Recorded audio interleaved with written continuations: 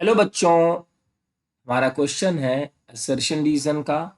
Assertion है the work done by a conservative force such as gravity depends on the initial and final position only. बच्चों ये true है।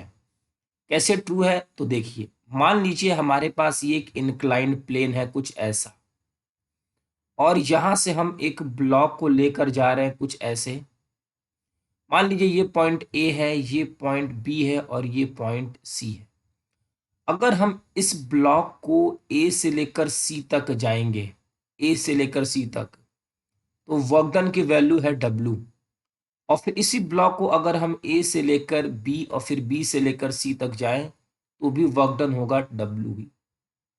क्योंकि जो gravity है, ग्रेविटेशनल फोर्स, ये कंजर्वेटिव फोर्स है। Gravitational force force conservative force है।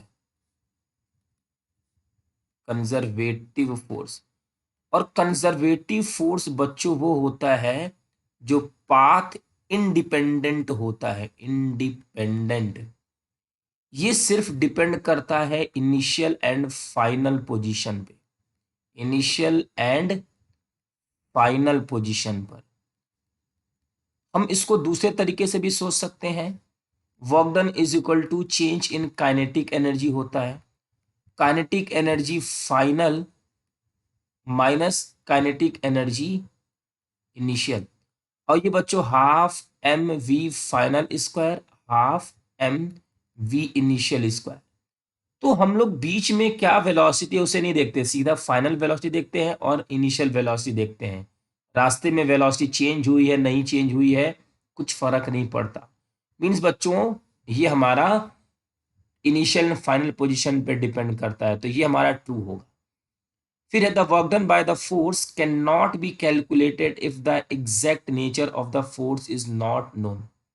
बच्चों ये फॉल्स है। अगर कभी कभी ऐसी सिचुएशन आ जाए कि हमें फोर्स का नेचर नहीं पता, फिर भी हम वर्क डन पता कर सकते हैं। जैसे मान लीजिए हमारे पास एक ब्लॉक है, या फिर इसको ऐसे ले लेते हैं, हमारे पास ये एक स्प्रिंग लगा हुआ है और इस स्प्रिंग के साथ एक ब्लॉक लगा हुआ है। अगर हम इसको फोर्स लगा के खींचेंगे तो इसमें एक इलोंगेशन आएगा और इसकी हम एनर्जी कैलकुलेट कर सकते हैं, हाफ के एक्स स्क्वायर। बच्चों सिर्फ हमें इसमें यह दिया रहता है कि हमने किसी ब्लॉक को एक्स डिस्प्लेस किया हुआ है। क्वेश्चन में गिवन नहीं होता है कभी कभी कि स्प्रिंग है कि क्या है, फिर भी हम इसे कैलकुलेट कर सकते हैं। तो बच्चों ये वाला स्टेटमेंट हमारा फॉल्स हो गया। तो assertion and reason are true, no. Assertion is true, reason is true, no. Assertion is true, reason is false, yes. This is the correct option. I hope बच्चों कि आपको ये क्वेश्चन अच्छे से समझ में आ गया होगा। Thank you.